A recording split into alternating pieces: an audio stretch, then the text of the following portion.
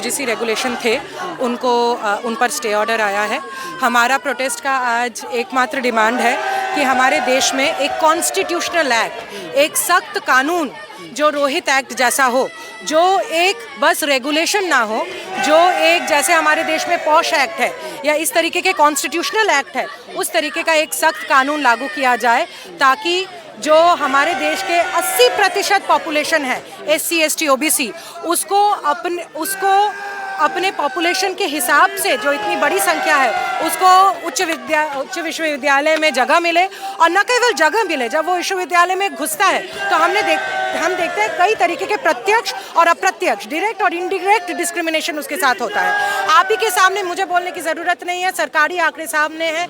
IIT में जो पिछले 20 साल से जितने सुसाइड्स हुए हैं, हम तो उसको इंस्टीट्यूशनल मर्डर कहते हैं, उनमें अधिकतर लोग किस जाति से हैं? SC ST OBC से है। इसका मतलब एक तो वो उच्च विश्वविद्यालय में घुस ही नहीं पा रहे हमारे देश में, और जब घुसते भी है तब उनको इंस्टीट्यूशनल मर्डर से लेकर एट्रॉसिटी, डिस्क्रिमिनेशन तक फेस करना पड़ता है।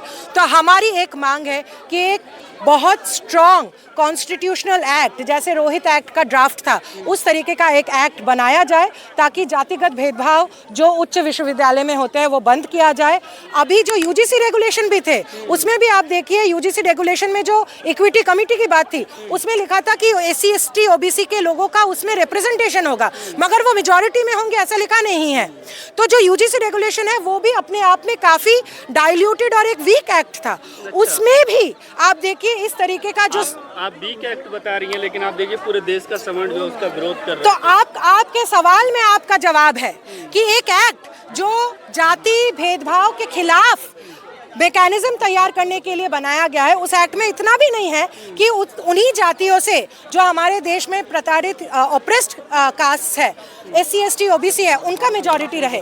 इतना वीक एक्ट के खिलाफ भी हमारे देश में जो कास्टिस्ट ऑर्गेनाइजेशन है, जो अपर कास्ट ऑर्गेनाइजेशंस है, वो एक आंदोलन करते हैं और हमारे देश का सरकार और कोर्ट उनके सामने झुक जाता है।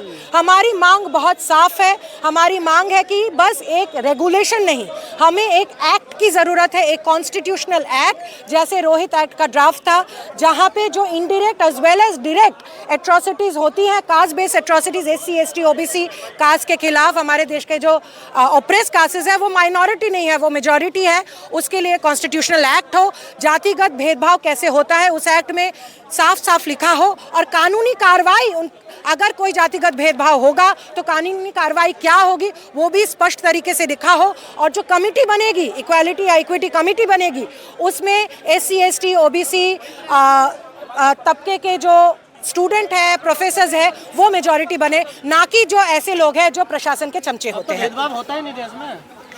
हमारे देश में SC ST OBC की पॉपुलेशन क्या है? 70 से 80%। और आपकी यूनिवर्सिटी में कितना घुसता है, उससे आपको समझ में आएगा भेदभाव होता है या नहीं होता है। IIT में जितने सुसाइड होते हैं उनमें सबसे ज़्यादा संख्या किसकी है?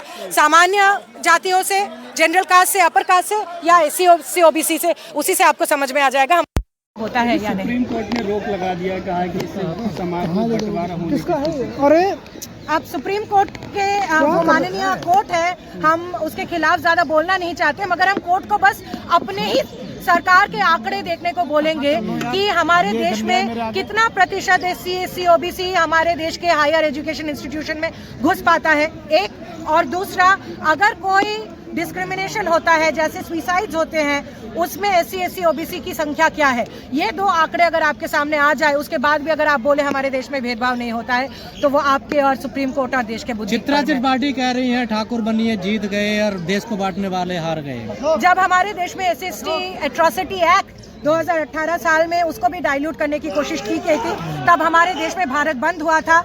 आज भी हमारे देश में अधिकतर स्टूडेंट्स मांग करते हैं कि एक स्ट्रॉन्ग एंटी कास्ट मैकेनिज्म को स्थापित करने के लिए कोई कॉन्स्टिट्यूशनल एक्ट हो, तो आंदोलन किया जाएगा। और जिनके पास पावर है उनके साथ क्या कारण है कि हम जानते हैं, मैं एक महिला हूँ, मेरे साथ अगर आज कुछ रास्ते पे हो जाए तो बोला जाएगा कि ये क्यों बाहर थी रात को, इसको तो घर के अंदर होना चाहिए था।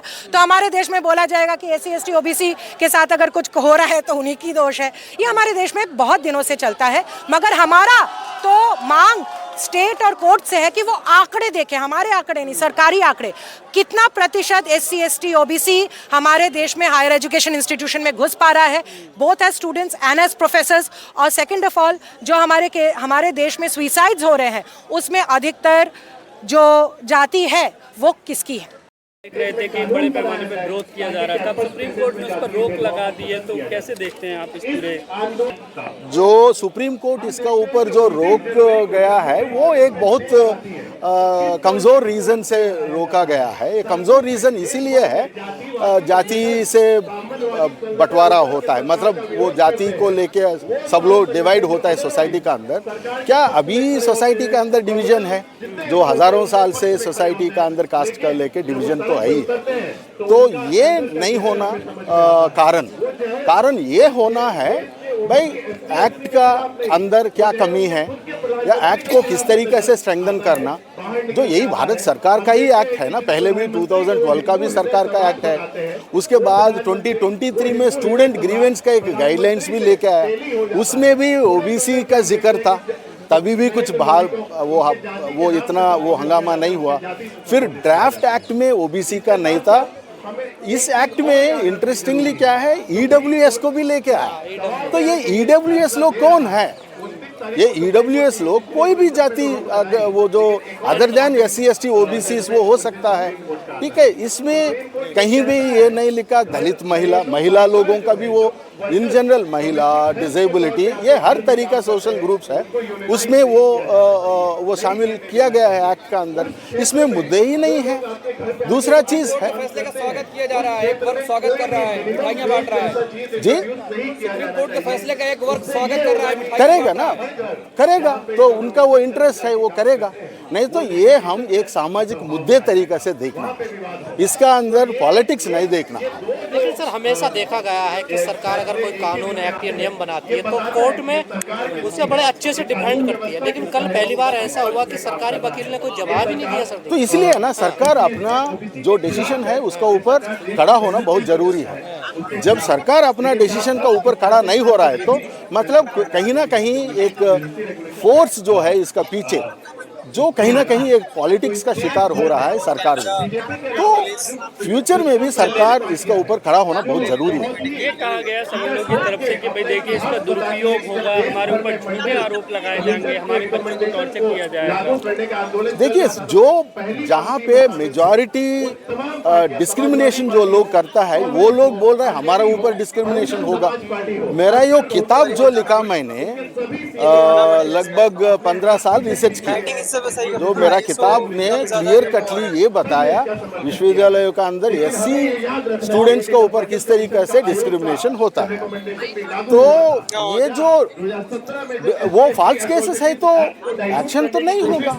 दूसरा चीज है, इसलिए मैं बोलता हूँ इसका एक लीगल सैंक्टिटी मिला, तो जैसा रैगिंग है, रैगिंग में कोई भी जाति हो, रैगिंग करने का साबुत हो गया तो उसको पनिशमेंट मिलता है, कोई भी जाति हो। तो उस तरीके से इसको भी एक लीगल सैंक्टिटी मिला तो फॉल्स कंप्लेंट के ऊपर भी एक्शन होता है। तो वो क्यों हम बोल रहा है? कह रहे थे झूठे आरोप या झूठी शिकायत करने वाले कहाँ है, कितना है? देखिए कहाँ है, कितना है। मेरा किताब प्रूव किया भाई, 600 स्टूडेंट्स के इंटरव्यू लेके मैंने प्रूव किया SC स्टूडेंट्स किस तरीके से भेदभाव का शिकार होता है।